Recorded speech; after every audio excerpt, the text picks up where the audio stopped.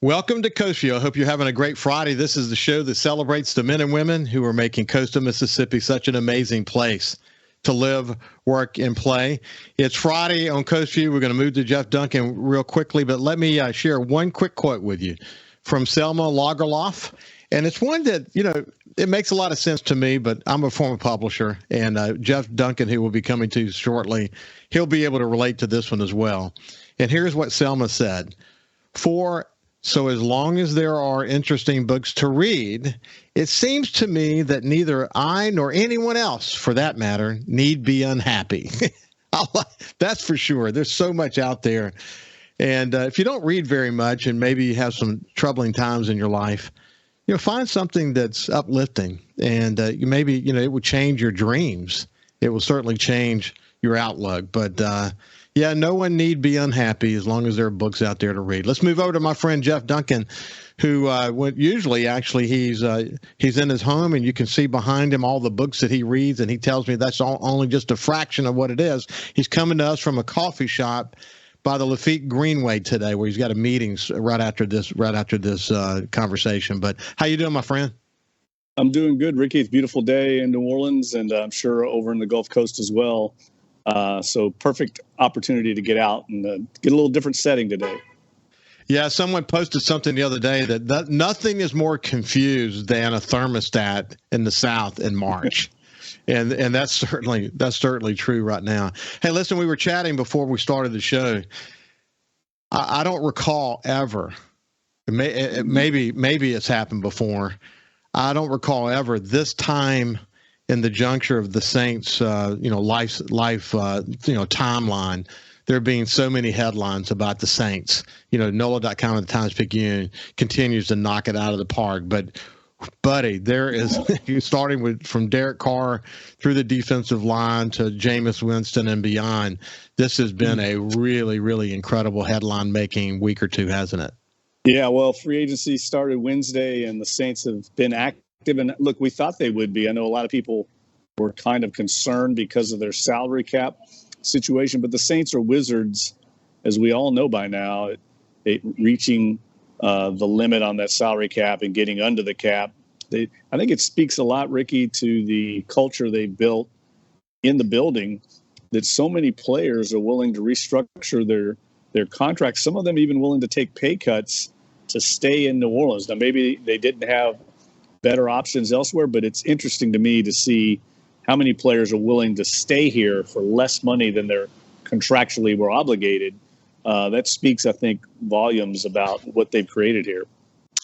Yeah. Okay. So look, let's start with the defensive line, because you have these series of headlines. I won't read them all, but for the first one that broke was Falcons have picked off a key member of the Saints defense with a healthy contract. That was about David Onyemata, and then it goes to Shy Tuttle, and the hits keep coming. But as I said to you, before we started the show, it's almost like the Saints saw that happen, and then they just did a little touche back, because it seems that what they brought onto the team were some folks they really needed. So why don't you kind of assess, that all those personnel changes that took place there? Well, the Saints went into free agency, like we said, they were going to be very tight against the cap. So they, I'm sure, had a budget in mind of what they could spend on certain positions. They always do. And some of their players, they knew ahead of time, Ricky, they were going to lose because the market value was going to be too high. David Onyemata was one of those players. I think he got around $12 million a year from the Atlanta Falcons. The Saints were not going to be in that market. Same for linebacker Caden Ellis, who got around, I think, $7 million contract to go to Atlanta. So they knew that those guys likely would be going elsewhere because of the market. The Saints always go in with a number in mind, and I think they went a little cheaper at the defensive tackle position, trying to gamble on younger players. They got Nathan Shepard, a young defensive tackle from the New York Jets, massive guy, 6'4", 300-something pounds. And then Kalen Saunders, who came from the Kansas City Chiefs, played in the Super Bowl with the Chiefs just a few weeks ago and played well. Another young, up-and-coming player. And I think their thought on this is we'll pay a little less for these guys and try and develop them with the upside that they have. Now, we'll see if it pans out, because David Onyemata is a very good player. But the Saints have a budget in mind, and at that position at least, defensive tackle, they weren't going to spend in the big market to pay big dollars for a defensive tackle. So many other headlines to focus on, but it would seem natural. Maybe the next thing we should talk about, you and I have speculated about Michael Thomas on and off for the last several months. And, it seems that he and Derek Carr really, really started the team building, the coming together as a partnership in a pretty significant way. And that all played out well for the Saints as well, assuming, of course, that Michael Thomas is going to be healthy. Yeah, look, I don't think that happens unless the Saints get Derek Carr. I think Derek Carr changed everything about the organization from a offensive standpoint. You can attract players like Michael Thomas and other good players when you have a really good quarterback. And I think Michael Thomas, at this point of his career, coming off 3 injury-plagued seasons, he wants to get back on track. And to do that, he's got to have a good quarterback. And so I think when Derek Carr signed here, that opened the door for Michael Thomas. And look, I think he's doing a smart move. His market is not what it was. So he's signing a deal, basically betting on himself. A lot of incentives in there. And if he has a good year on a 1-year deal, he can go back to the market next year and get back on track, with his market value. Because right now it's not that good coming off 3 injury-plagued season, but it's huge for the Saints because that's an area that they really lacked last year, Ricky, that ability to make contested catches over the middle. So I read with interest Jameis Winston's Instagram post where he went into great detail about why he made the decision he made. It's a little bit surprising, though, because I thought maybe he had burned a few bridges, but he's trying to heal all that. What's your take on sort of how that's played out? Yeah, I agree with you. I think it was surprising. But again, I also think it's a little bit of a marriage of convenience.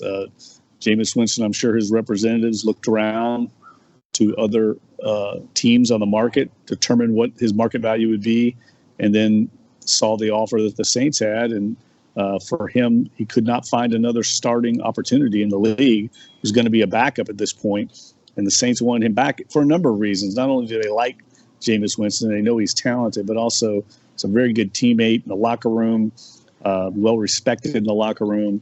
But also, and don't discount this, him coming back saves them a lot of money on the salary cap, and that's something that they really needed. The way they restructured that deal made it much more cap friendly, and that's really big for the Saints right now because of their salary cap situation. In a lot of ways, to me, actually, it maybe makes more sense to have Jameis Winston as a backup instead of Andy Dalton. And the other thing, the reading about Jameis, aside from the way he sort of expressed some of his displeasure publicly, which you and I wondered how much that was going to weigh heavily on their decision making. Obviously, it didn't make a big deal because they were really focused on the money side of it. But in reading all that, though, he had, he said that he was healthy, but the reality was those injuries last year were pretty important, weren't they? Oh, yeah, no question about it. I mean, he had a back injury. That's your trunk. You can't throw without being able to use your back. So we'll see how he plays this season if he does get to play. I mean, the one thing about Derek Carr is he's been extremely durable and reliable in his career. He hasn't missed very many games because of injury. But now with Jameis Winston on board, you have a starting caliber backup, a guy that knows the system, is familiar with the personnel. I think it's a very good situation for the Saints. And I have to admit, somewhat surprised that it worked out the way it did. Well, the other that was I hated to see, but again, I don't know that he had a great year last year. I would be interested to hear your point of view. But return specialist Deontay Hardy, as you pointed out, another player who cashed out. What's your thought about losing Deontay Hardy?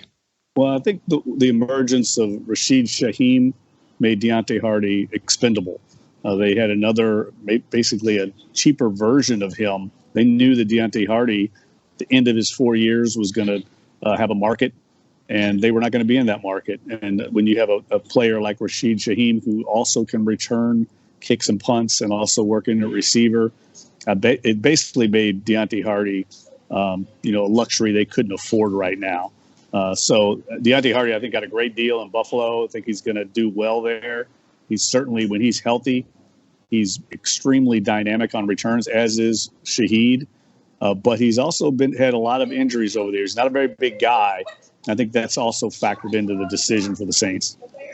Hey, listen, we talked about Kalen Saunders, who had a really good year last year with the Kansas City Chiefs, again on the defensive line. But one of the things I forgot to point out was, in addition to him being 324 pounds, you guys posted a video of him actually catching a pass. He's got really good hands. I wonder if that will potentially play into the offensive scenario next year. I'll be surprised if that did. But look, it's something to throw on tape, right? But let's face it, they brought him in to stop the run. That's what he's here to do. Obviously, it does show his athleticism. Maybe you never know. They got Taysom Hill to do that. Maybe they'll have another guy that could be a jack of all trades. But it was fun to watch. I love big man touchdowns. Me too. Fun to watch. When we come back with Jeff Duncan, we'll talk about the latest with running back, which is something that they had to address because of the charges against our star Alvin Kamara. We'll see you after this break.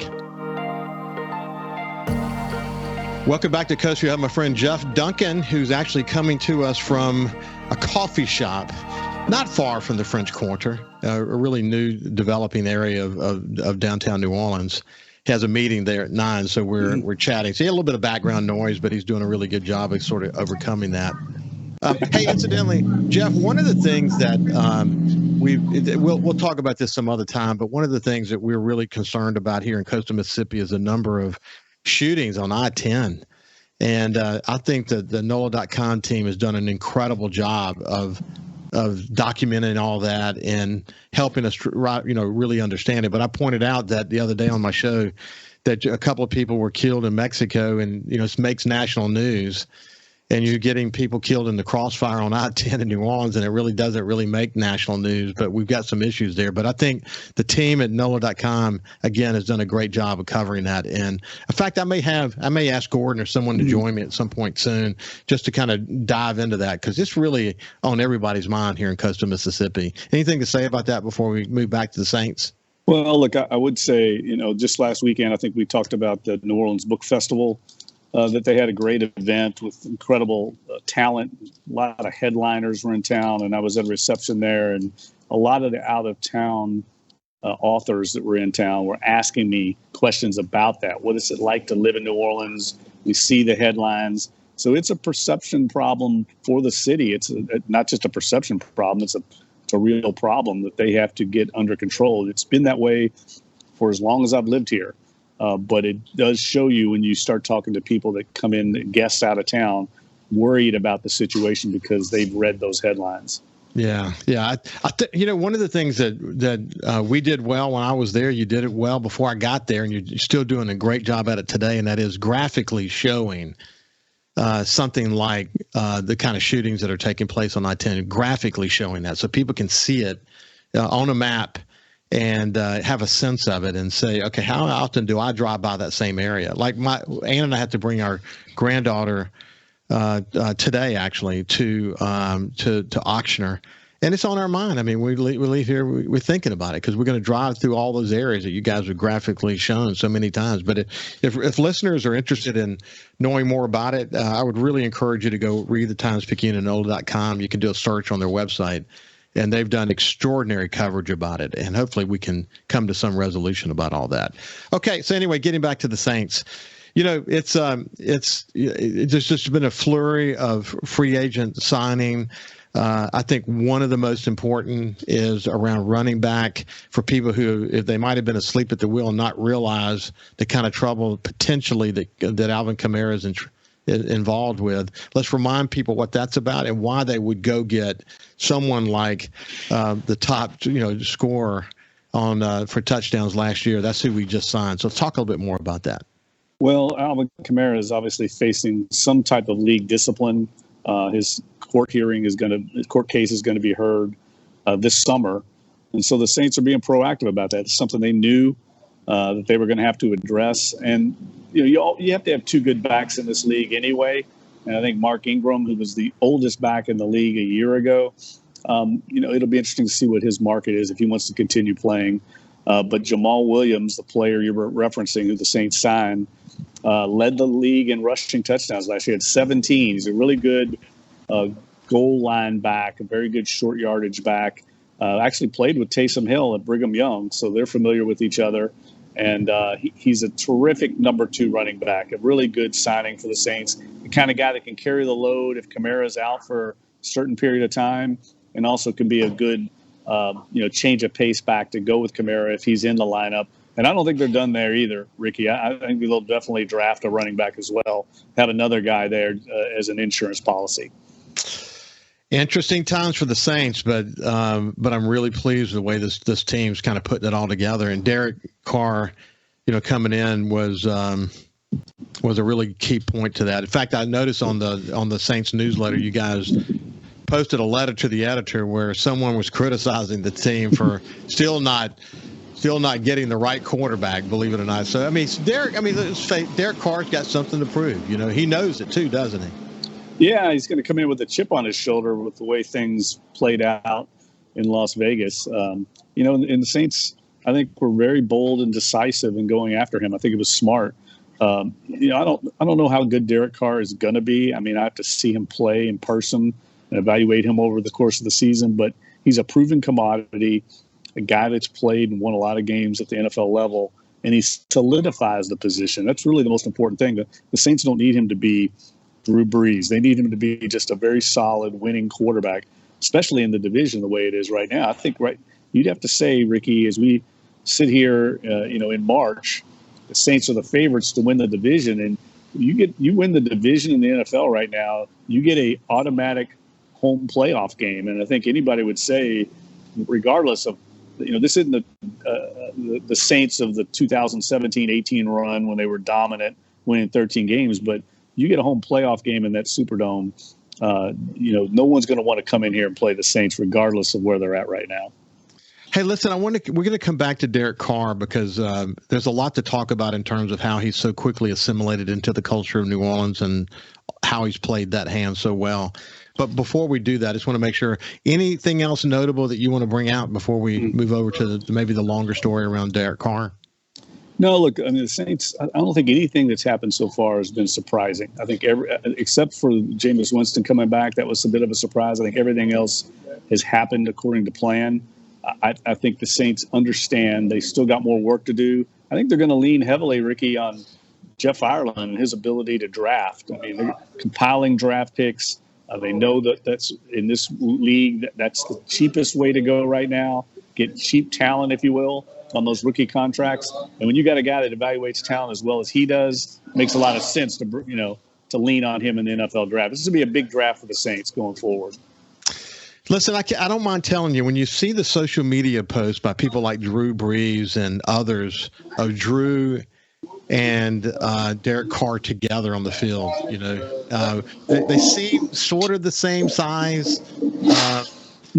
Their families are almost identical, a daughter and 3 sons and a beautiful wife. And, someone who really enjoyed what you and I talked about last week, the kind of behind the scenes approach that they took with this guy. They didn't bring him in, all this glitz and glamour. They really kind of handled him carefully, letting him get to know the culture of the city or whatever.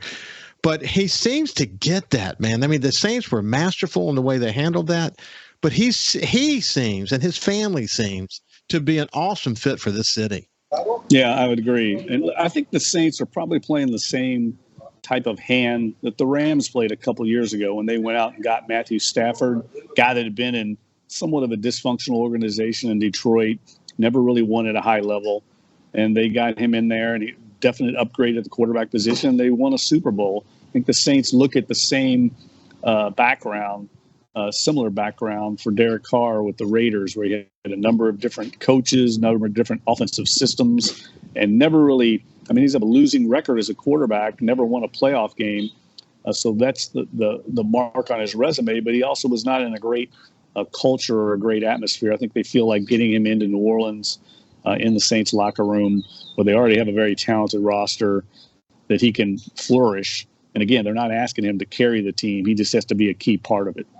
Hey, listen, I remember what you saying to me, and we may have been talking about Garoppolo, or may have been talking about Garoppolo and Derek Carr, but I think you made the point that when he walks in the room, he's just such a good-looking dude. It even it even gets the attention of the men in the room. He's just got those natural, beautiful eyes, and He's just a good-looking dude, isn't he?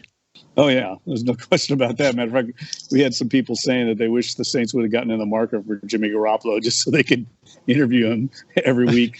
That's how funny it was. So, look, I think he definitely is the kind of guy that Derek Carr, I'm a big fan of. I love that signing. But Jimmy Garoppolo is going to do well in Las Vegas. I thought if the Saints had to go in another direction, if they didn't get Derek Carr, I think Jimmy Garoppolo would have been the first person they called. Yeah, you actually thought for a long time that he was probably the head of the list.